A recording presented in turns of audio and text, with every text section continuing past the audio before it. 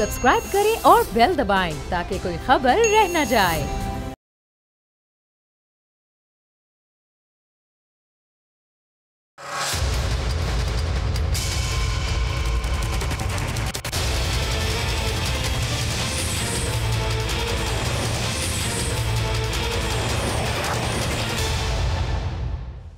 अस्सलाम वालेकुम, आप देख रहे हैं प्रोग्राम बस बहुत हो गया। मैं हूं अरबाब जहांगीर। तहरीक इंसाफ की हुकूमत गिराने के लिए अपोजिशन का बनने वाला इत्तेहाद अपने आगाज से ही तनाज़ात और आपसी इख्तिलाफात का शिकार रहा है और शायद हुकूमत से ज्यादा उसे अपने ही लोगों से ज्यादा नुकसान उठाना पड़ा है।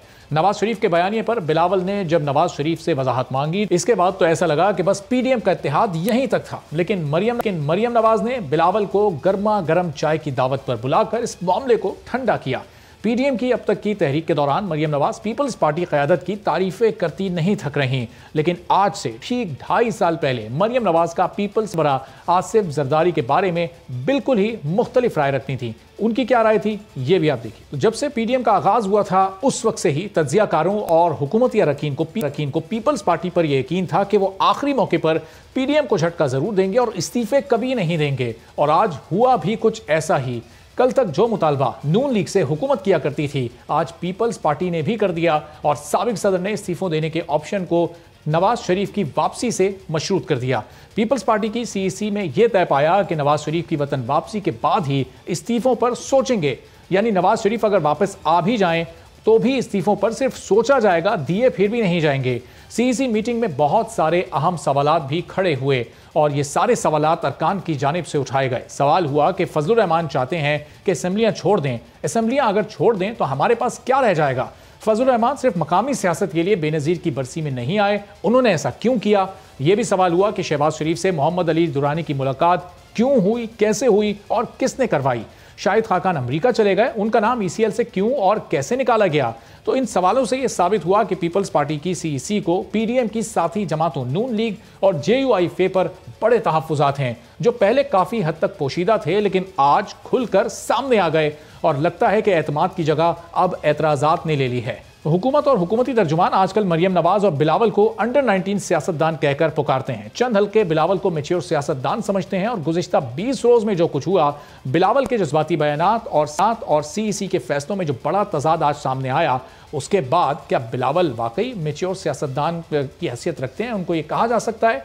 और क्या वाकई मुल्क के सीनियर सियासतदानों और तज्जियाकारों का ख्याल दुरुस्त है कि पीपल्स पार्टी के फैसले आसिफ अली जरदारी ही करते हैं और बिलावल भुट्टो जरदारी सिर्फ पार्टी के अलामती चेयरमैन हैं? सीईसी के इजलास में जो फैसले हुए, जो सवालात उठाए गए, पीडीएम का मुस्तकबिल अब क्या है? अगर पीपल्स पार्टी इस्तीफे नहीं देती और मियां नवाज शरीफ की वापसी का मुतालबा करती है तो फिर इस पर नून लीग की क्या सोच है और नून लीग क्या जवाब पीपल्स पार्टी को देगी? तो सिर्फ आज पीपल्स पार्टी की सीईसी का इजलास नहीं हुआ, बल्कि एहसन इकबाल साहब की रिहाइशगाह पर नून लीग का भी इजलास था। जैसे ही वो इजलास खत्म हुआ, उस इजलास के फौरन बाद उनकी रिहाइशगाह के बाहर से ख्वाजा आसिफ, जो कि नून लीग के सीनियर रहनुमा है, उनको नैब की जानिब से गिरफ्तार कर लिया गया। नैब रावलपिंडी उनको मुंतकिल कर दिया गया और उसके बाद मरियम नवाज ने फौरी तौर पर एक प्रेस कॉन्फ्रेंस वहीं पर की और उन्होंने कहा कि ख्वाजा आसिफ को अगर नहीं छोड़ा गया तो फिर मामला कहीं से कहीं जा सकते हैं और अब नून लीग सिर्फ बयान की हद तक नहीं जाएगी बल्कि अमली तौर पर और कुछ फैसले भी होते दिखाई देंगे। तो उन्होंने हुकूमत को एक वार्निंग दे दी है कि ख्वाजा आसिफ को छोड़ा जाए और नैब के बारे में उन्होंने कहा कि नैब पॉलिटिकल इंजीनियरिंग का इदारा, ये अदालत भी कई बार कह चुकी है।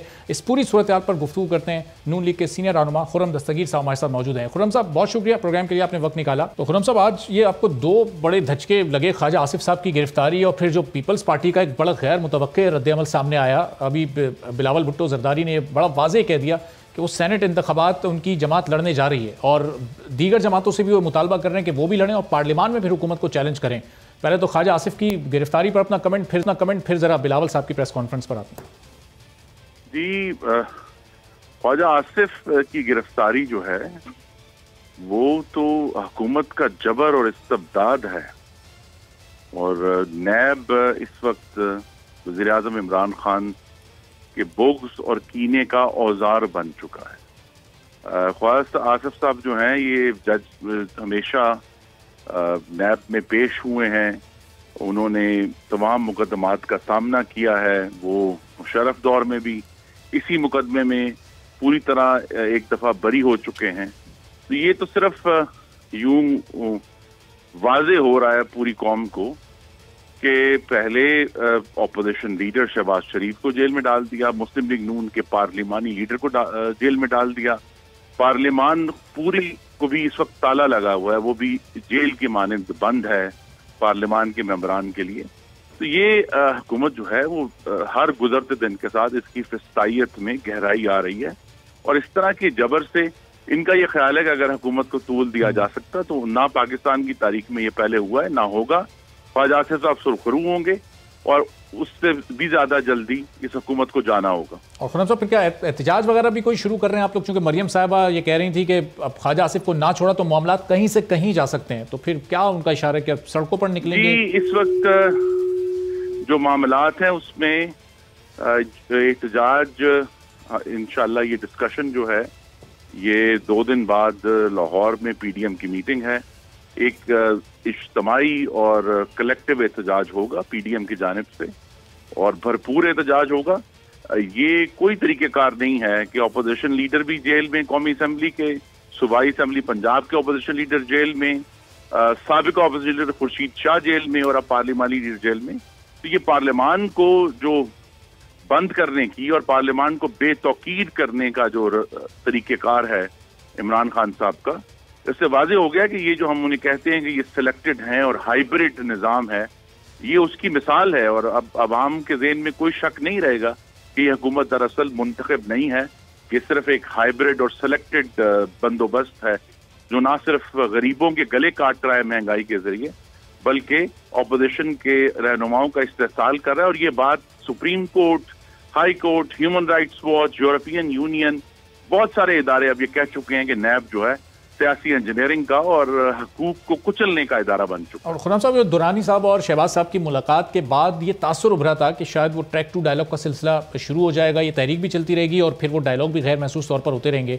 लेकिन ये आज की इस गिरफ्तारी के बाद तो क्या समझते हैं, उसका इम्कान क्या बिल्कुल ख़त्म हो गया? अब कहीं कोई मुज़ाकरात या डायलॉग की बात नहीं हो सकती हुकूमत से?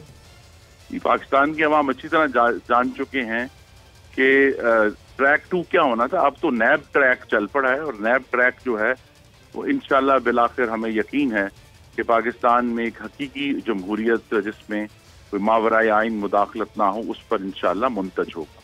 और फिर खुर्रम साहब, ये ख्वाजा आसिफ साहब की रिहाई के लिए ये तहरीक फिर नून लीग अस खुद चलाएगी या फिर कलेक्टिव ये पीडीएम की तहरीक में ये चीज़ शामिल रहेगी? इंशाल्लाह मुस्लिम लीग नून बतौर वो हमारे सीनियर तरीन अरकान में से एक हैं, मुस्लिम लीग नून भी तहरीक चलाएगी और इंशाल्लाह उसमें पीडीएम भी अपना भरपूर हिस्सा लेगी। और फिर अब नून लीग सर आगे जाके क्या फिर सेनेट इंतखाबात आप लड़ेंगे? बिलावल साहब ने जो तजवीज़ दी है सारी जमातों को, और अपना तो उन्होंने फैसला सुना दिया कि पीपल्स पार्टी उन्होंने अपनी तजवीज़ दे दी है, लेकिन पीडीएम का फैसला इंशाल्लाह 1 जनवरी को लाहौर रायविंड में इसका ऐलान हो। लेकिन फिर अब नून लीग क्या सोच रखती है खुर्रम साहब? क्या सेनेट इंतखाबात आप लोग एज पार्टी लड़ना चाहते हैं? और अगर आप लोग नहीं लड़ते हो, पीपल्स पार्टी लड़ती है, तो फिर वो पीडीएम के बयानिए में 2 राहें अलग अलग हो जाएंगी 2 बड़ी जमातों की। देखिए, ये बड़ी वजाहत होनी चाहिए कि हमारी तहरीक जो है वो ना ही इस्तीफे देने के लिए है, ना ही किसी सेनेट के इंतखाब लड़ने के लिए। हमारी तहरीक इस बात पर चल रही है, पीडीएम की 11 जमातों की, कि पाकिस्तान में जमहूरियत अपनी असल सूरत में बहाल होनी चाहिए। उसमें सियासत में और इलेक्शंस में जो मावराए आइन मुदाखलत है वो ख़त्म होनी चाहिए, जो मीडिया का गला घूंटा हुआ है वो बंद होना चाहिए, अदलिया के इंडिपेंडेंट जजेस पे जो रेफरेंसेस बनाकर दबाव डालने का तरीका है वो ख़त्म होना चाहिए। तो जो हमारा मकसद है वो बड़ा वाज़ेह है, उसके रास्ते में जो स्ट्रैटेजी है और टैक्टिक्स हैं वो वक्तन फवक्तन बदलते भी रहेंगे। और इसलिए ये जो है ये फोरम बनाया गया है कि परसों जब ये इस पर डिस्कशन हो जाएगी तो तमाम जो टैक्टिक्स हैं उसका ऐलान भी हो। तो इसका मतलब खुर्रम साहब इम्कान मौजूद है कि नून लीग भी फिर थोड़ा सा अपना रवैये में लचक ला सकती है और सेनेट इंतखाबात में हिस्सा ले सकती है? इसका इम्कान है? मैं कबल वक्त कोई बात नहीं कर सकता, ये अब बिलावल साहब अगर कन्विंस कर लेते हैं, बाकी पीडीएम को जो भी फैसला होगा वो तमाम 11 जमातें मिलकर करेंगी। लेकिन इस वक्त खुर्रम साहब लग नहीं रहा कि पीडीएम कहीं कोई एक नुक्ते पर मुत्तहिद है। पीपल्स पार्टी की सीईसी का अलग इजलास होता है, आप लोग की अलग मीटिंग होती है, आप लोग बज़ाहिर तो ये चाहते हैं।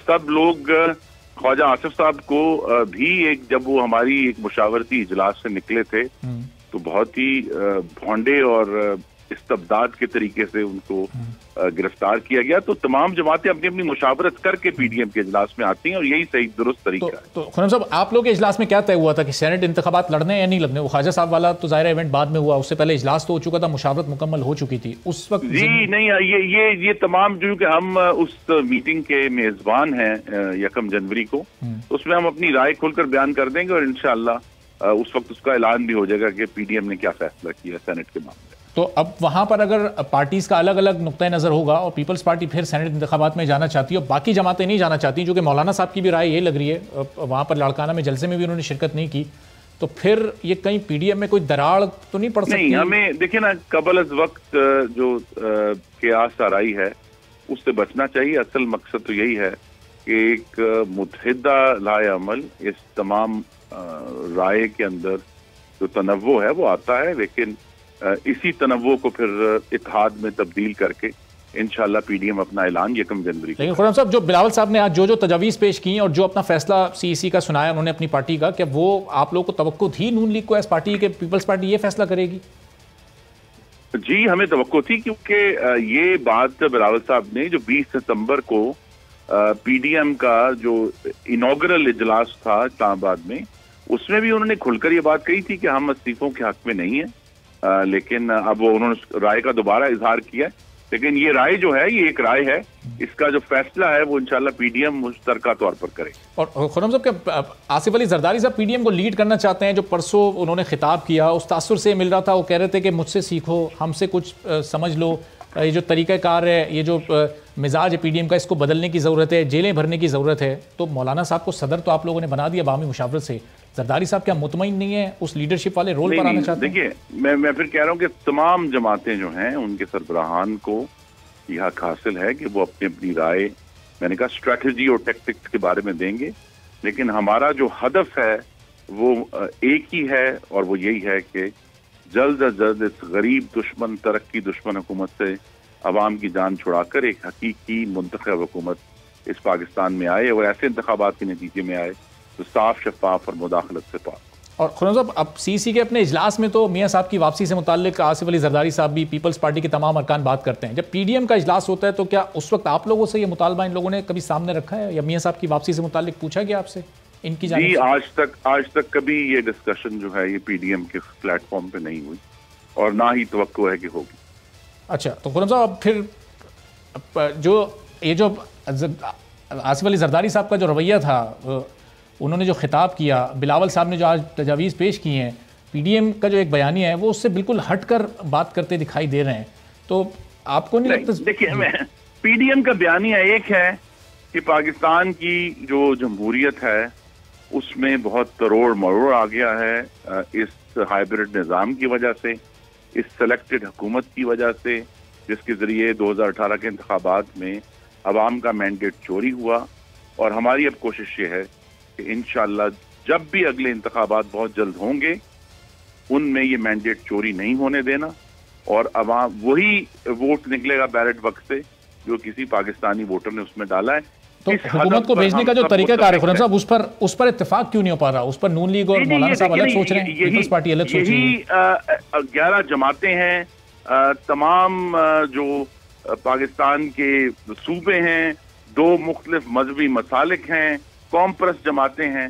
यही इस पीडीएम का हुस्न है कि पूरा पाकिस्तान एक मेज पर बैठा, एक स्टेज पर बैठा, एक पेज पर बैठा और वो तमाम तरह अपने इख्तिलाफात को मुशावरत के जरिए पुरअमन तरीके से हल करके एक मुतफ़िका लाएमल देते हैं और इंशाअल्लाह देंगे। हमने कहा था हम 6 जलसे करेंगे, हमने मुकर्ररा वक्त पर मुकर्ररा शहरों पर अपने जलसे किए, पुरअमन किए और इंशाअल्लाह आने वाले दिनों में भी इसी तरह पुरअमन होकर अपने मकासद हासिल करें। ठीक है, बहुत शुक्रिया। खुर्रम दस्तगीर साहब मुस्लिम लीग नून के सीनियर रहनुमा हमारे साथ मौजूद थे और कह रहे थे कि जब की मेज़बानी में पीडीएम की मीटिंग होगी उसमें असल स्ट्रेटजी तय होगी। पीपल्स पार्टी की जो अपनी राय है उसका एहतराम और जो नून लीग की अपनी जो मामला तय हुए वो भी सामने रखे जाएंगे और फिर मुश्तरका तौर पर पीडीएम के इजलास के बाद ही फैसला किया जाएगा। अब इस पर कुछ हुकूमती मौक़िफ़ भी जानने की कोशिश करते हैं। पाकिस्तान तहरीक इंसाफ की सीनियर रहनुमा कमल शोज़ब साहिबा हमारे साथ मौजूद हैं, उनसे इस सिलसिले में कुछ गुफ्तगू करते हैं। कमल साहिबा, बहुत शुक्रिया प्रोग्राम के लिए, आपने वक्त निकाला। आज सीसी का जो पीपल्स पार्टी का इजलास हुआ उसमें कई सवालात ने जन्म लिया है, कई सवालात भी उसमें खड़े हुए हैं कि शायद खाकान अब्बासी का नाम ECL से कैसे निकल गया, दुरानी साहब की शहबाज शरीफ साहब से मुलाकात क्यों हुई, कैसे हुई, किसके कहने पर हुई। तो क्या इन तमाम चीज़ों में हुकूमत का कहीं कोई हाथ है? पीडीएम को कमज़ोर करने के लिए क्या हुकूमत ने कोई किरदार अदा किया इस पूरी सूरत हाल में? जी, बिस्मिल्लाहिर्रहमानिर्रहीम। अरबाब, क्या आपने बड़ा अच्छा क्वेश्चन किया है। मैं थोड़ा सा इसका बैकग्राउंड भी बताऊंगी। 13 दिसंबर को पीडीएम में दरारें पड़ चुकी हुई थी और जो कुल्फ़ी जम रही थी वो पीडीएम की कुल्फ़ी जम रही थी। बेसिकली जो हलाकत उस दिन 13 दिसंबर को हुई है, अब इन्होंने बस जनाजा में डिले कर दिया क्योंकि इनका इनकलाब फ्रीज़ हो गया कि हम लॉन्ग मार्च जो है वो अभी नहीं करना सर्दियों में, हम गर्मियों में दोबारा करेंगे। वहीं से आपको अंदाज़ा हो गया था। और कुछ ज़राए के मुताबिक बिलावल वहाँ पर भी स्पीच करना नहीं चाह रहे थे। फिर उसके बाद आपने देखा कि अगले दिन मरियम साहिबा ने अपनी पार्टी की मीटिंग बुला ली, वहाँ लड़ाइयाँ फसाद हुए, बाहर बहुत सारी खबरें आई, जावेद लतीफ़ का बयान आया, उसके बाद आपने राना सनाउल्लाह का बयान सुना और इसी तरह याद सादिक साहब का बयान सुना और उनमें सब में तजाद था। और उसके बाद अगर आप सुने तो इस्तीफ़ों की बात हुई थी 8 दिसंबर को, आर होने की या पार होने की, और हमने उसी वक्त कह दिया था कि ना आर होगा ना पार होगा, ये कहीं विचकार में ही फंस जाएगा। उसके बाद पीपल्स पार्टी का कोई बयान नहीं आया। और मैं एक चीज़ ज़रूर यहाँ पे मेंशन करना ज़रूरी समझती हूँ, जो 26 निकात इन्होंने बनाए थे पीडीएम के और वो साइन हुए थे सितंबर में, उसके बाद पीडीएम की तहरीक जो है वो चली थी। पहले एग्रीमेंट हुआ था, ये कहीं इन्होंने नहीं लिखा था कि हम वक्तन फ़वक्तन अपनी CEC से रब्ते करके और अपना जो लिखा हुआ स्टैम्प जो हमारे आपस में एग्रीमेंट है इससे यू टर्न लेंगे। लेकिन जहाँ इस्तीफ़ों की बात आई, हमने डे 1 से कहा कि ये ना इस्तीफ़े देंगे और ना इनके अंदर इतनी कैपेसिटी है, और वही हुआ। असल सारी गेम चेंजर या जो कैपेसिटी थी या जो कोई डिसीजन का इख्तियार था वो पीपल्स पार्टी में भी जरदारी साहब के पास था, जो मौरूसी सियासी बोने सामने खड़े होकर तकरीरें करते रहे, शोर मचाते रहे और बहुत बहुत बड़े बड़े दावे और नारे करते रहे, वो तो सब झूठ निकला। आपको अंदाज़ा हो गया कि वो कठपुतलियाँ, उनकी असल डोरें कौन हिला रहा था। असल बयान आया है मोहतरमा बेनज़ीर भुट्टो साहिबा की जो परसों बरसी हुई है उस पर जरदारी साहब का। उस वक्त उन्होंने कहा, और मैं वो कोट करूँगी, उन्होंने कहा कि मैं जानता हूँ या हम जानते हैं कि कैसे निकाला जाता है, हम जो है वो दूध में से मक्खी की तरह हमने मुशर्रफ को निकाल दिया, आप हमसे सीखें, हमारे पास आएँ। जेलें भरने की उन्होंने कहा तहरीकें करो। अब जेलों में किसको वो जाने का कह रहे थे? वो मरियम बीबी को बता रहे थे कि आज हमने तुमसे वो सब करवा लिया है जो तुम्हारे वालिद साहब 35 साल 30 साल अवाम को झूठ बोलते रहे और पीपल्स पार्टी की और बेनज़ीर साहिबा की किरदारशी करते रहे। वो उन्होंने वहाँ से उनसे सब वो धोने धुलवाए और वो सारा बयानिया उन्होंने वहाँ पर आके बता दिया था कि मरियम को कुछ मिलने वाला नहीं है। वहीं से अंदाज़ा हो गया था कि उन्होंने बता दिया था कि जमहूरियत को डीरेल करके एंड में कुछ नहीं मिलता। और एक बड़ा तारीखी जुमला उन्होंने कहा कि बिलावल ने जब वापस आए थे और बात हुई थी तो बिलावल ने कहा था democracy is the best revenge, और वो वहाँ पर उन्होंने वो मनाजर दिखा दिए कि मरियम साहिबा वहाँ बैठकर बरसी के उसमें नारे भी लगाती रहीं, दावे भी करती रहीं, तालियां भी बजाती रहीं और हाथ खाली लेकर आ गई। और एक साथ उन्होंने बड़ा तारीखी जुमला बोला था जो अक्सर वो इस तरह करके बोला करती हैं, हाँ हाँ हाँ पीडीएम में लड़ाई हो गई। तो आज आपने देख लिया कि वो जो उनके अंदर की घबराहट थी वही उसको वो बयान करी थी। तो कौन सा आज तो कुछ करने की जरूरत हुकूमत के लिए आज तो नजरिया ज़रूरत के तहत इत्तेहाद बैनुल मुजरिमीन होता है। एक मिनट, एक जुमला पूरा कर लें, जुमला सुन लें। जब नजरिया ज़रूरत और करप्शन बचाने के तहत इत्तेहाद बैनुल मुजरिमीन होता है और एक गैर फितरी इत्तेहाद होता है जहाँ पे हर जमात का रुख कहीं और होता है और उनका अपना मतलब कहीं और होता है, वो इत्तेहाद ज़्यादा देर चलता नहीं है। चलने से पहले ही फ्लॉप शो था। तो इसका आखिरी जो मौत हुई है वो 13 दिसंबर को। अच्छा, आज जो हुकूमत के लिए सिचुएशन है कमल साहबा, बड़ी विन विन सिचुएशन है। कल तक अकेली हुकूमत ये मुतालबा करती थी कि मियां नवाज शरीफ वापस आएँ, और आज पीपल्स पार्टी भी कम से कम इस मुतालबे की हद तक हुकूमत के साथ आके खड़ी हो गई कि आसिफ अली जरदारी साहब ने इस्तीफ़ों का मामला मशरूत कर दिया मियां साहब की वापसी पर। उसके बाद भी उन्होंने कहा कि सोचेंगे, ये कन्फर्म नहीं है कि इस्तीफ़े दे भी दिए जाएंगे। तो अब हुकूमत के दिल में क्या पीपल्स पार्टी के लिए, आसिफ अली जरदारी के लिए कहीं कोई सॉफ्ट कॉर्नर पैदा हो रहा है?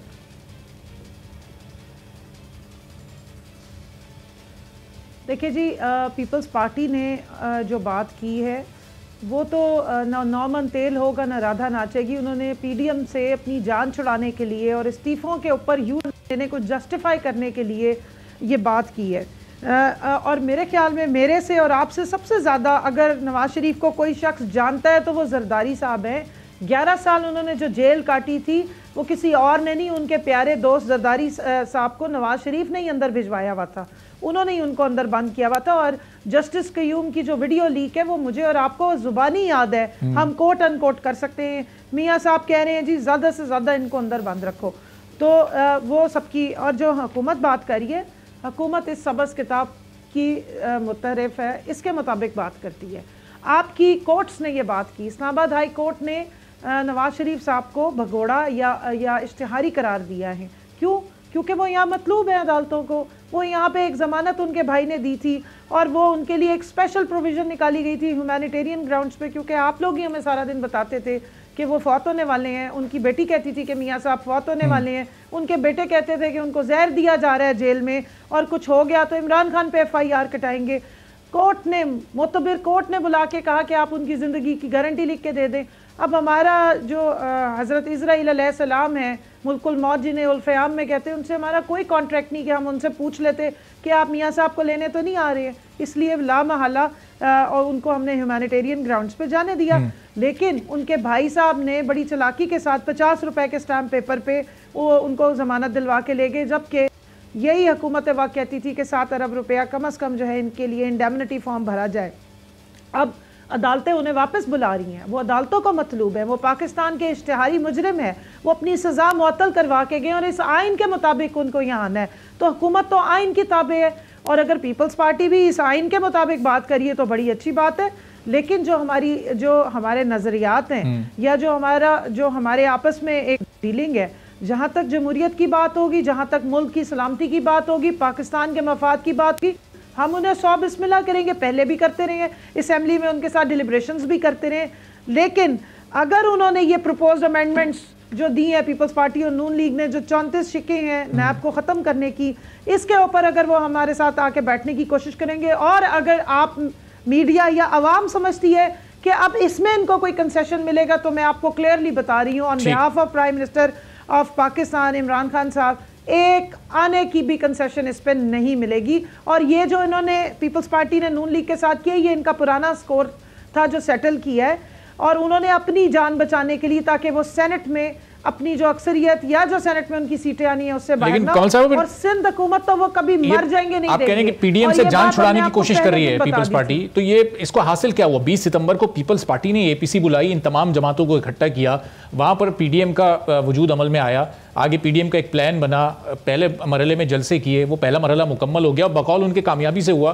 तो अब पीडीएम से क्यों जान छुड़ाना चाहेगी? इस 3 महीने 9 दिन के अरसे में पीपल्स पार्टी को क्या हासिल हुआ? ऐसा क्या उसको मिल गया कि अब वो पीडीएम से अलग होना चाहेगी?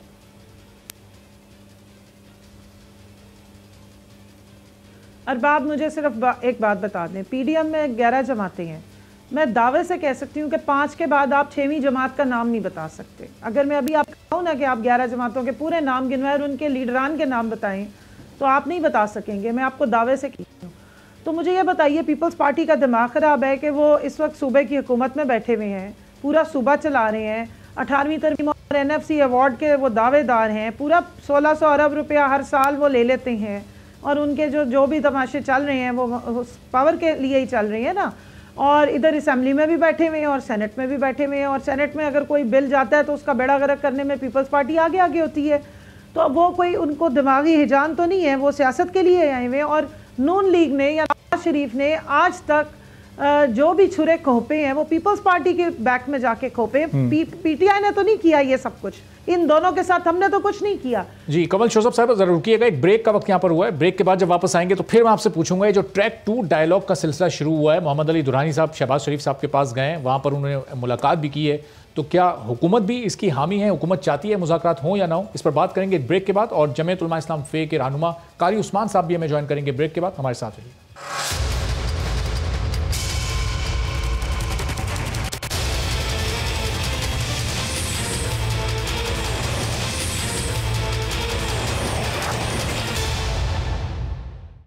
प्रोग्राम में एक बार फिर आपको खुशामदीद कहते हैं। पाकिस्तान तहरीक इंसाफ की सीनियर रहनुमा कमल शोजब साहब हमारे साथ मौजूद हैं। कुछ ही देर में जमीयत उलमा इस्लाम से कारी उस्मान साहब भी हमारे साथ मौजूद होंगे। उनसे मौलाना मोहम्मद खान शिरानी की प्रेस कॉन्फ्रेंस से मुतालिक भी सवाल करेंगे। तो कमल साहबा, ये जो ट्रैक टू डायलॉग का जो सिलसिला खुद से इनिशिएटिव लेके पीर पगारा साहब ने मोहम्मद अली दुरानी साहब को भेजकर शुरू किया था, अब वो क्या सिलसिला वो चलता रहेगा? मुस्लिम लीग नून के साथ और दीगर जमातों के साथ वो मुज़ाकरात होते रहेंगे? पीपल्स पार्टी पीडीएम के साथ चलती है, नहीं चलती, इससे कतई नज़र ट्रैक टू डायलॉग के हक में है हुकूमत? जहाँ तक डायलॉग की बात हो रही है, देखें, डायलॉग हो सकते हैं तो असेंबली के अंदर खड़े होकर हो सकते हैं। पूरी पाकिस्तान पूरा देखेगा, आप देखेंगे, मीडिया के सामने बात होगी, जो भी होगी। पहले भी वहीं पे ही बात हुई और डायलॉग बात पे करने हैं। क्या निगोसिएशन, इनका चार्टर या इनका एजेंडा क्या है? पीडीएम तो कहती है कि वज़ीर आज़म इस्तीफ़ा दे दें, इस्तीफ़ा अगर नहीं देते तो हमें ये 34 अमेंडमेंट्स पे एनआरओ दे दें। तो एनआरओ तो नहीं मिलेगा और इस्तीफ़ा भी नहीं मिलेगा, तो हमारे साथ इन्होंने क्या डायलॉग करने हैं? हाँ, अगर आपने पाकिस्तान पे डायलॉग करना है, पाकिस्तान को आगे बढ़ाने के लिए डायलॉग करना है, पाकिस्तान को इज्जत देने के लिए आप हमसे डायलॉग करेंगे, हम दिलो जान से हाजिर हैं, हम खुद चल के इनके पास चले जाएंगे। लेकिन जो इनके एजेंडा है, मरियम का अलग एजेंडा है, वो अबू बचाओ मुहिम पे हैं, अबू के पैसा बचाओ मुहिम पे हैं, और ख़ुद उनको ख्याल आ गया अचानक घर बैठे बैठे कि शायद पाकिस्तान में वज़ीर आज़म बनना बहुत आसान काम है। और जिस तरह उनके अब्बा जान बन गए थे, वो क्या कहते हैं, मक्खन मलाई लगा के बैकडोर से आके, तो शायद अब भी पाकिस्तान की आवाम को उसी तरह बेवकूफ़ बना सकते हैं। ऐसा नहीं है, अब उनको जागना पड़ेगा। दूसरा, जो पीपल्स पार्टी की आपने बात की, मैं यहाँ ज़रूर मेंशन करूँगी, पीपल्स पार्टी को क्या पड़ी है कि वो बैगेज लेके चले? मौलाना फजलुर रहमान असेंबली से बाहर हैं, असेंबली से बाहर हैं, 2 इस्तीफे गलती से बकौल उन लोगों के चले गए हैं नेशनल असेंबली में, हाथ पांव फूले हुए पूरी पार्टी के समेत उन 2 मेंबरान के, एक दूसरे के साथ म्यूजिकल चेयर खेल रहे हैं। नहीं जी, हमने तो व्हाट्सएप पे भेजा था, ये पता नहीं कैसे आ गया है। और दोनों इत्तफाकन, एक तो डायरेक्ट मरियम बीबी के ससुराल वाले हैं, दूसरे उनके ग्राही हैं। ठीक है, जमीयत उलमा इस्लाम के रहनुमा कारी उस्मान साहब भी हमारे साथ मौजूद हैं, हमें ज्वाइन कर चुके हैं। आज मौलाना अख्तर शिरानी साहब ने प्रेस कॉन्फ्रेंस की, उस प्रेस कॉन्फ्रेंस से मुताल्लिक भी जरा कारी उस्मान साहब से जानते हैं। कारी साहब, हुकूमत को तोड़ने, हुकूमत को घर भेजने आप लोग निकले थे, आपकी अपनी जमात टूट फूट का शिकार हो गई?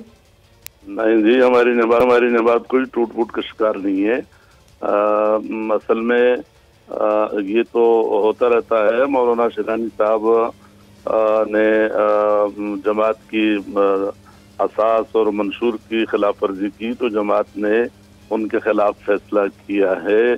रहा मसला उनके आज की प्रेस कॉन्फ्रेंस, तो आज आपने देखा कि उनके कितने लोग थे, कहाँ से लोग आए थे, कौन कौन से सूबों के लोग उसमें शामिल थे। ऐसी कोई बात नहीं है। जमीयत उलमा इस्लाम इंशाअल्लाह वही जमीयत उलमा इस्लाम है जिसके अमीर मौलाना फजलुर रहमान साहब हैं, और यही जमात जमीयत उलमा इस्लाम पाकिस्तान के नाम से इलेक्शन कमीशन में रजिस्टर्ड है। आज उन्होंने कहा है कि हम जमीयत उलमा इस्लाम पाकिस्तान, तो जमीयत उलमा इस्लाम पाकिस्तान तो पहले ही से मौजूद है। अगर वो खुद ही वो हमें नाम दे के कहते हैं कि जमीयत उलमा इस्लाम वो, और मीडिया कि जमीयत उलमा इस्लाम फजलुर रहमान ग्रुप, तो ये हमने आज तक अपने किसी भी जारी शुदा बयान में ये नहीं लिखा कि जमीयत उलमा इस्लाम फजलुर रहमान ग्रुप। ये तो मीडिया आसानी से अपने लिए लिख लेता है, लेकिन आप खुद निकाल लें। आप कह रहे हैं कि इलेक्शन कमीशन में जो रजिस्टर्ड है आपकी जमात का नाम, उसमें फजलुर रहमान ग्रुप जमीयत उलमा इस्लाम पाकिस्तान सिर्फ और सिर्फ ये नाम है, 34वां नंबर है, आप चेक कर लें, वहां से निकाल लें रजिस्टर लिस्ट, आपको बहुत पता लग जाएगा। ठीक है, चलें कारी साहब, कमल साहब सर इस पर कमेंट ले लूँगा। कमल साहब, आज हुकूमत के लिए अच्छी खबरें आ रही हैं, चाहे जमीयत उलमा इस्लाम से हो, चाहे पीपल्स पार्टी की तरफ से हो, तो कुछ आज ये साल इसका इख्तिताम ऐसा लग रहा है हुकूमत के लिए बड़े अच्छे नोट पर हो रहा है।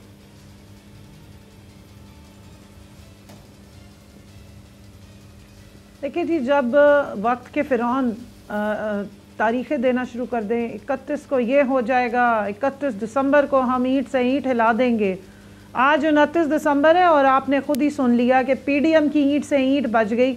11 में से वैसे भी 3-4 जमातें शुरू वाली थीं, जिनमें से मौलाना और मरियम बीबी जो हैं वो बहुत ज़्यादा आगे नज़र आ रहे थे, जबकि मर्दान के जलसे से ही अंदाज़ा हो गया था कि इनमें तफरका पड़ चुका हुआ है। जहाँ तक शिरानी साहब की या हाफिज हुसैन साहब की बातचीत है, उन्होंने काफ़ी लॉजिकल बात की है, और उन्होंने मौलाना साहब पे इल्ज़ाम भी लगाया है कि वो काज़िब भी हैं और खाइन भी हैं। और अगर और हाफिज हुसैन की बात का आपको क्या हक पहुँचता है? आपके सदर मुमलिकत को क्या हक पहुँचता है? आपके वज़रा को क्या हक पहुँचता है मैं आपकी पार्टी के किसी की बात नहीं कर रहा हूँ।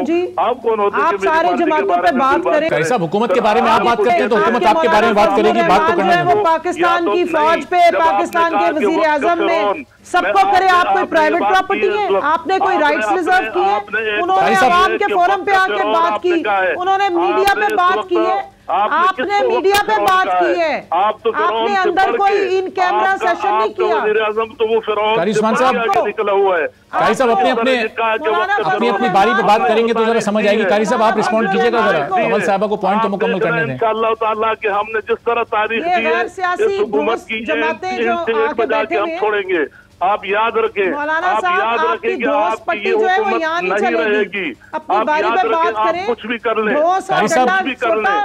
आपने जितने कारी उस्मान साहब जरा रुकिए तो ये बात, आपने जितने लोगों को जमा करना है, आपने जितने हमारे बागियों को जमा करना है, आपसे इसका भी हिसाब लिया जाएगा कि आप ये खर्चे जो कर रहे हैं, आप ये ईसाइया दे रहे हैं, आप हुकूमती खर्चों पर लोगों को इस्लामाबाद बुला रहे हैं, आपको मुंह की खानी पड़ेगी, आपको मुंह की खानी पड़ेगी। आपने गलत अल्फाज, गलत बात की है। मैं आपसे बच्चे मदरसे के बच्चों को ला के बैठे हैं और उनको एक्सप्लॉइट करते हैं आप सर्दी में, और यहाँ बैठ के लोगों को धमकियां देते हैं। कारी साहब आप रुकिए, कारी साहब आप उनकी बात करने दें, आप अपनी बात करें, हम आपकी बात भी तो सुन रहे हैं। मेरी बात सुने भाईजान, आप मेरी बात सुने। आपने जब इन्होंने कहा कि वक्त ये बात इनसे वापस लें, दो बंदे आपसे इकट्ठे नहीं होते। मौलाना साहब भी तो कहते हैं यहूदियों के एजेंट, और उनसे कभी आपने मुतालबा किया वापस लेने का? अपने नहीं चाहता हूँ एक खातून है, अगर कोई मर्द होता तो मैं उस जबान में बात करता। इन्होंने कहा है, चले उनसे पूछ लेते हैं, अगर वो अल्फाज वापस लेना चाहती हैं तो ठीक है, नहीं लेना चाहती तो उनकी अपनी राय है। वली जुबान बोल रही हैं। कारी साहब रुकिए, एक एक करके बात करें। जुबान बोल रही हैं। अभी तक आपने गलत जुबान बोली है। कारी साहब एक एक करके बात करेंगे तो समझ आएगी। जरा रुकिए तो, करने की तमीज नहीं है। नहीं, जाके अपने घर में बैठे अभी तक कोई बात नहीं की। मैंने ये कारी साहब इस तरह, कारी साहब वक्त गुजर जाएगा और समझ किसी को कुछ भी नहीं आएगा। मैं नहीं मीडिया में बैठ के आप बेहुदा ज़ुबान इस्तेमाल करते हो। कारी साहब उनसे पूछने तो दें, आप मुझे अजी आप की बात कर रहा हूँ, आप रुकिए तो, आप रुकिए तो मैं उनसे पूछता हूँ कि अल्फाज वापस ले रही है नहीं ले रही। अगर आप किसी की बात नहीं सुनते, कारी साहब रुकिए जरा। कमल साहब अगर इस तरह की बात होगी तो चले, कमल साहब कारी साहब की दिल आजारी हुई है क्या? अपने अल्फाज आप वापस ले रही हैं, ये जो आपने कहा था? मैं इस तरह बात सुनेंगे, मैं इस तरह हुकूमत को चलने देंगे। आप गलत बात कर रही हो। कारी साहब रुक जाइए, उनसे पूछने तो दें मुझे। कारी साहब रुकिएगा जरा, कारी साहब जरा रुकिएगा। आपकी सारी बातें झूठी निकलती हैं। मैंने कुछ भी नहीं कहा। आपने कहा कि वक्त का फिरौन, ये बात आपने। कारी साहब आप भी तो बार बार दोहरा रहे हैं, आप रुकिए तो, आप पूछने तो दें, हो सकता है वापस ले लें अगर आपकी दिल आजारी हुई है तो। कारी साहब रुकिएगा जरा। मैंने अभी तक आपको उस बात का जवाब नहीं दिया, इसलिए कि आप एक खातून है। कारी साहब आपने वक्त का फिरौन कहा है, मैं ये बात बोलते पूछता हूँ। कमल साहबा दिल आजारी हुई है कारी साहब की। क्यों हो रही है? कमल साहबा कारी साहब की दिल आजारी हुई है, आप अपने अल्फाज आप बड़े मर्द बन के जो आ जाते हैं। मैं आपसे बात नहीं कर रहा हूँ, खुदा। अच्छा कारी साहब आप रुकिए तो, कारी साहब रुकिए, उनसे सवाल तो करने दें मुझे, मैं उनसे पूछ रहा हूँ ना। कारी साहब पूछ रहा हूँ, कारी साहब कारी साहब सवाल करने के बाद रुकें तो जवाब का मौका तो दीजिए। पाकिस्तान के चीफ के बारे में बात करते हैं। नहीं सुनूंगा। कारी साहब ऐसे मसला कैसे हल होगा, आप सुनेंगे नहीं तो आप रुकिए तो, ताकि मैं उनसे पूछ सकूं। इनके दिलों की जगह पत्थर पड़े हुए हैं। कारी साहब रुकिए तो, अब ये अल्फाज हमने नहीं अदा किए, जिसने अदा किए हैं उनसे हमें वजाहत लेने दें, उनसे पूछने दें। कारी साहब रुकिए। क्यों आपने ऐसी बात सुनी? मैं बोल टीवी से बात कर रहा हूँ। कारी साहब कौन क्या बोल रहा है ये खुद वो शख्स जिम्मेदार होता है। प्रोग्राम चलने से पहले डिस्क्लेमर चलता है। आप मेरी बात सुने, आप मेरी बात सुने। नहीं मैं देखिए, मैंने बात पूरी सुनी जी, मैंने बीच में मुदाखलत ठीक है। अब आप जिस पर आपको इतराज है आप मुझे पूछिए। मेरी बात को तो पूरी सुने। कहिए। मैंने अगर आपको मैं इंसाफ देता हूँ, मैंने इनको वो जबान नहीं इस्तेमाल की, मैंने गाली नहीं दी, इसलिए कि खातून है। उन्होंने कहा कि वक्त का फिरौन, या तो इनसे इस बात को वापस लाएं या अच्छा रुकिए कारी साहब, इनसे पूछने दीजिए मुझे, अपने अल्फाज वापस ले रही है नहीं ले रही। अब आप रुकेंगे तो मैं उनसे पूछ सकूंगा ना, आपकी बात पूरी हो गई। जमात ने सारी उम्र मेरे वजीर आजम को यहूदी एजेंट का। जी कमल साहब अभी तक मैंने कहूंगा मैं इस वक्त की बात कर रहा हूँ। अच्छा रुकिए, अभी इस वक्त की बात पूरी रुकिए, ये बात की है तो मुझे बताएं। कारी साहब जरा रुकिए। मैंने इस वक्त ना एजेंट का मैंने कुछ भी नहीं कहा। कारी साहब या तो आप डायरेक्ट बात कर लें या मुझे उनसे बात करने दें। आप रुकेंगे तो मैं उनसे पूछूंगा ना। फजलुर रहमान अमेरिकन एम्बेसडर के जाके पाउंड कमल साहिबा, अगर इन अल्फाज से कारी साहब की या उनकी जमात की दिल आजारी हुई है, कमल साहिबा आपसे चलें। पाकिस्तान को गालियां देते हैं जी, आपसे मैं दरखास्त करूंगा कि अगर आप ये अल्फाज वापस ले लें कारी साहब की, चूंकि दिल आजारी हुई है, ताकि मामला जो बात की है मैं बिल्कुल अल्फाज अपने वापस नहीं ले रही। ये अपनी पूरे 30 साल की जितनी इनकी सियासत है उसमें जो बात कही वो वापस लेंगे तो तब मैं अपनी बात वापस लेती हूँ। ये क्या इन्होंने हमें क्या ये समझा हुआ है कि ये ढोंस जमाएंगे हर वक्त? इन्होंने क्या हर बंदे को समझा हुआ है कि ये गाली देने का इख्तियार रखते हैं, झूठे इल्जाम लगाना समझते हैं, लोगों के मजहब के ऊपर फतवे देते हैं और पाकिस्तान में पाकिस्तानी फौज को मेलाइन करते हैं, पाकिस्तान के वजीर आजम को गाली देते हैं, उनके घर वालों को गालियां देते हैं। तो ठीक है, कमल साहब आप कोशिश क्योंकि आप पार्लियामेंट के लिए मौजूद मेंबर हैं, सियासतदान हूं, ये मेरे साथ आप खातून और मर्दों वाली बातें मत करें। आप अपनी हैसियत से बाहर न जाएं। चले कमल साहब, अगर इनकी दिल आजारी हुई है, कोई गैर पार्लिमानी लफ्ज जबानी में निकल गया है, यहाँ पे स्पोक्सपर्सन बैठी हुई हूं। कमल साहब गैर पार्लिमानी अगर कोई लफ्ज है तो उसको आप वापस ले लें। चलें, आपसे पूछता हूँ, मैंने कोई में लफ्ज नहीं निकाला, मैंने पूरी बात आपने मेरी सुनी नहीं है, मैंने बात की है। फिरौन कहा है पहले, अगर मैंने यहूदी एजेंट कहा है पहले, अगर मैंने भारतीय एजेंट पहले कहा है, मैं मुजरम, मैं बोल टीवी के एंकर से जी आपने नहीं कहा कारी साहब, आपने नहीं कहा। कमल साहिबा से मैं यही बात कर रहा हूँ, आपने नहीं कहा। अगर मौलाना फजलुर रहमान वो कहता है, आप पहले मैंने आपको नहीं कहा, मेरी और मैंने भी आपके कायद मौलाना फजलुर चलें ठीक है, बहुत बहुत शुक्रिया कारी उस्मान साहब, कमल शोजब साहिबा, दोनों आप लोग मौजूद थे और आप दोनों का ही आपकी आरा का मैं एहतराम है। लेकिन अगर कहीं किसी से बात करते हैं कोई ऐसे अल्फाज निकल जाएं जो गैर पार्लिमानी हो या किसी की दिल आज़ारी करते हो तो उनको वापस लेने में भी कहीं कोई क़बात नहीं है। बहरहाल आपने अपने अल्फाज कमल साहब वापस नहीं लिया, आपकी अपनी मर्जी। प्रोग्राम में अभी एक ब्रेक लेते हैं, ब्रेक के बाद जब वापस आएंगे तो कुछ कोरोना की दूसरी और नई ख़तरनाक होती लहर और जो नई शक्ल इसकी बरतानिया से पाकिस्तान पहुंची है, अब उसके कुछ केसेस कराची में भी रिपोर्ट हुए, उस पर बात करेंगे। डॉक्टर अशरफ निज़ामी साहब हमारे साथ मौजूद होंगे एक ब्रेक के बाद।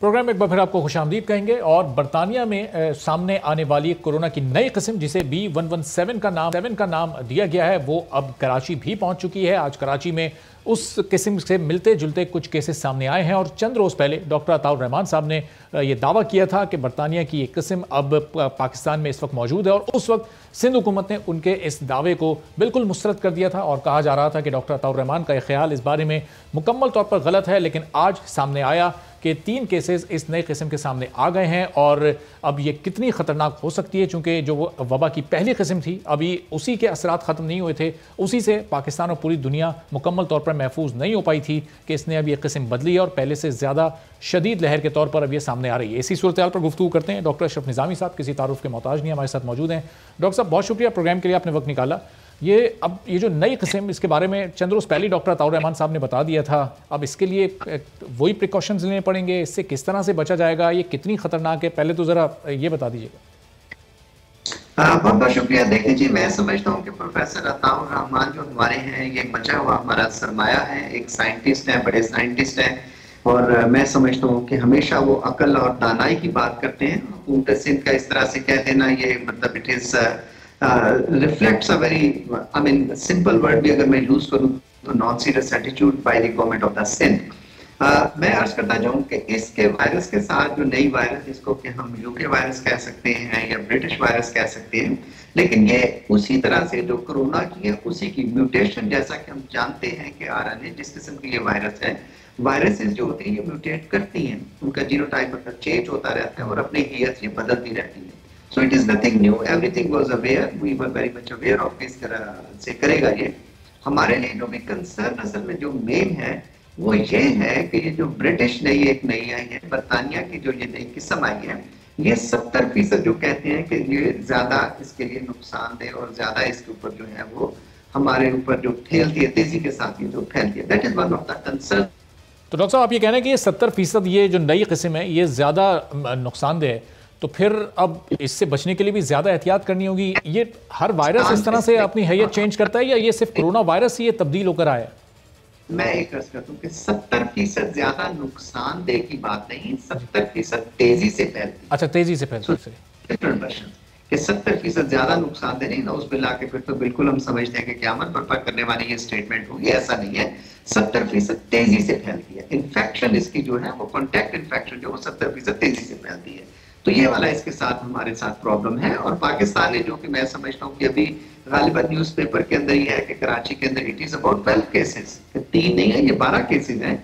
और रिपोर्टेड केस आए हैं कि जो नई म्यूटेटेड जो किस्म है बरतानिया की, उसके अंदर ये वहां पे कराची के अंदर लैंड किया। एंड आई एम श्योर कि it is not only for Karachi, Lahore में भी होंगे, इस्लामाबाद के अंदर भी होंगे। जब तक हम टेस्टिंग नहीं करेंगे तो हाउ कम्स के उसके साथ हम ये कह सकते हैं कि ऐसे करते हुए, जब तक हमारी टेस्टिंग नहीं होती उस वक्त ये कहना कि कितने लोग हैं, कितने परसेंटेज लोग हैं और क्या होगा, हमारे हुकूमती रवैये मैं समझता हूँ कि इसके साथ भी वैसे ही किए हैं जैसा कि उन्होंने पहली वेव के अंदर किया था कि ईरान से लोगों को आने दिया। और फिर जो हमारे साथ हालात हुए जून जुलाई के अंदर आके, अभी भी अनफॉर्चुनेटली हमारा हुकूमत की तरफ से with all due respect to all the colleagues, all the officials, हमारा रवैया गालिबन गैर मुहतात और एक इंडिफरेंट किस्म का एटीट्यूड है गवर्नमेंट की तरफ से, चूंकि दुनिया ने, उनके हमसायों ने बंद कर दी सारी फ्लाइट्स, और हम अभी सोच रहे हैं कि आने के साथ जी ऐसा होगा, हम वैसा करेगा, जबकि कोरोना की खातिर ये एसेंशियल है कि 2 हफ्ते का हमें जो है वो क्वारंटीना जो करना जरूरी है। आप जानते हैं कि पाकिस्तान क्रिकेट टीम जब न्यूजीलैंड गई तो उन्हें सर्टेनली सारे टेस्ट किए होंगे,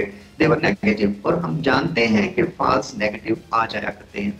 अब वहां पे जब जाके उन्होंने टेस्ट किए, और उसकी कई बहुत सी वजूहत हो सकती है, तो वहां जाके टेस्ट किया तो पता चला कि हमारे 5-6 खिलाड़ी जो थे टर्न्ड अप पॉजिटिव, और उन्होंने बिल्कुल बेहतर कहा, 2 हफ्ते के लिए उन्होंने आइसोलेशन के अंदर रखा, क्वारंटीन के लिए रखा।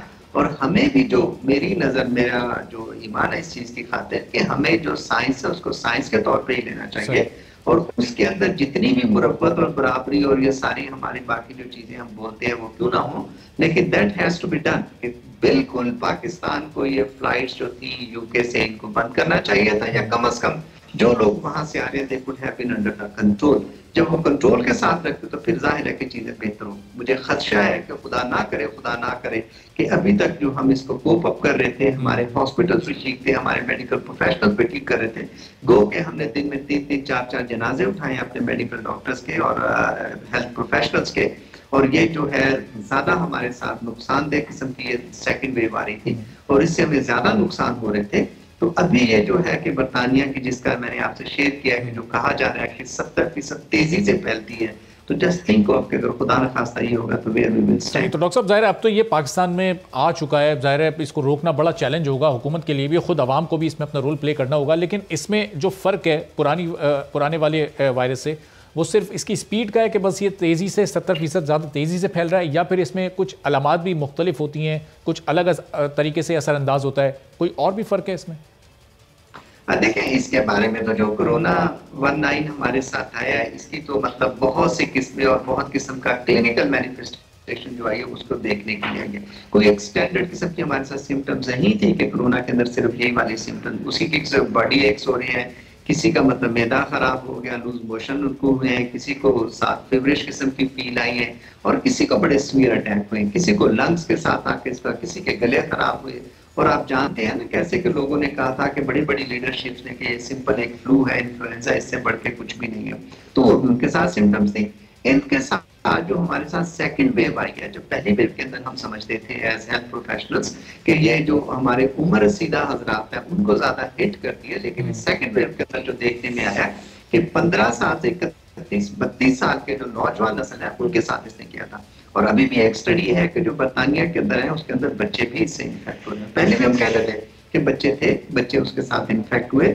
और एक ही हमारा मैसेज है पाकिस्तान मेडिकल एसोसिएशन, और आप जानते हैं कि मेरी आपके साथ कितनी मतलब सारे इश्यूज के ऊपर हम बातचीत करते रहे, और उसमें हम एक ही कैल्कुलेट जो निकालते थे कि हमें खुद अपने आप को बचाना है, और खुद बचाने के लिए लंबी चौड़ी बातें तो है नहीं है। छोटा सा मास्क है, कपड़े का मास्क बनवाए, उसको धोते रहे, फिर उसको चाहे इस्तेमाल करें।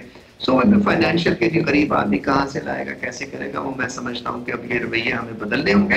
अपने हाथ को धोना होगा साबुन के साथ, कम से कम 20 सेकंड तक धोना होगा, और प्लस जो social distancing which is very much important, ये मैं आपसे शेयर करूं कि बदकिस्मती से अगेन हमारे यहाँ जो माशरती रवैये हैं वो अच्छे नहीं है।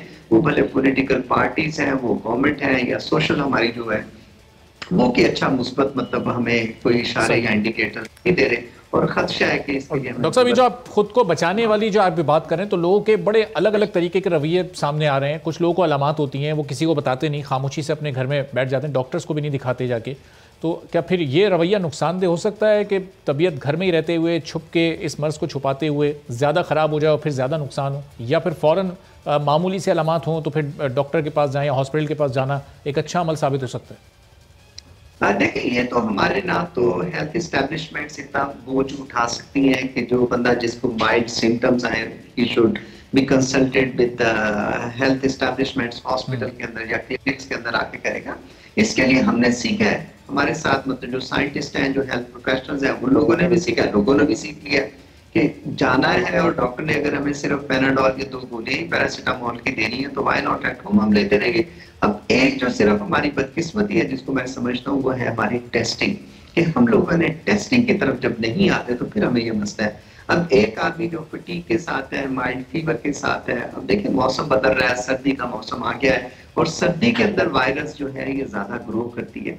अब सर्दी के अंदर नोबडी नोज कि ये अभी आपको कोविड-19 कोरोना है या वैसे नॉर्मल बुखार है। मेरा मानना ये है कि उस वक्त तक जब तक कि आप इसे एक्सक्लूड नहीं करते कोरोना को, उस वक्त तक आप यही समझे कि आपके साथ ये कोरोना है और कोरोना की वजह से ही आपको ये मसाइल आ रहे हैं। तो one has to be very careful, और उसके साथ टेस्टिंग, गवर्नमेंट को भी टेस्टिंग करनी चाहिए और लोगों को भी इसके साथ अपना रवैया दुरुस्त रखना चाहिए। बहुत बहुत शुक्रिया। डॉक्टर अशरफ निज़ामी साहब मौजूद थे और कह रहे थे कि लोगों को भी दुरुस्त रखना चाहिए और हर एक को इनफरादी तौर पर इसमें किरदार अदा करना चाहिए। और ज़ाहिर जो नई वबा और ये नई शक्ल है, ये इंतहाई ख़तरनाक सूरत हाल इख्तियार करती जा रही है, और ख़तरनाक सूरत हाल उस वक्त भी पैदा हो जाती है जब नाअहल शख्सियात का तकर्रुर इदारों के सरबराहान के तौर पर किया जाता है और फिर जो फैसले होते हैं वो मेरिट पर नहीं होते और उसका असर पूरे माशरे पर पड़ता है।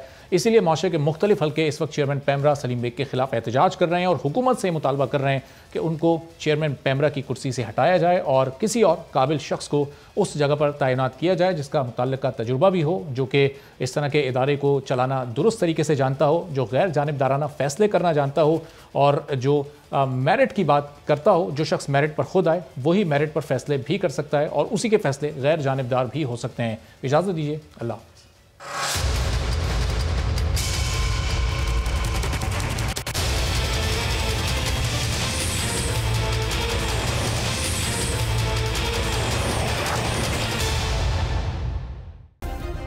सब्सक्राइब करें और बेल दबाएं ताकि कोई खबर रह न जाए।